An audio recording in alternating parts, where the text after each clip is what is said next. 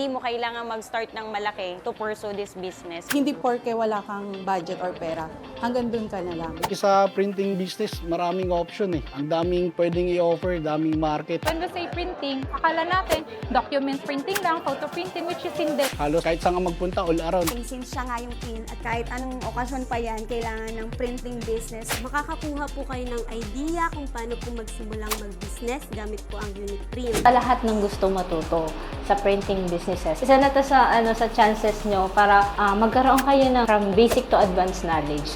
Very informative, fun, nakaka-mingle ka rin ng ibang mga tao na katulad ko, aspiring na magkaroon ng sariling business.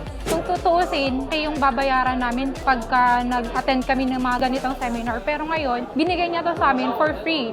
You better attend. It's highly recommendable. Masaya, maganda, may libreng kape, yun. Matututo talaga. Uniprint. Uniprint, A printing business A printing business For everyone.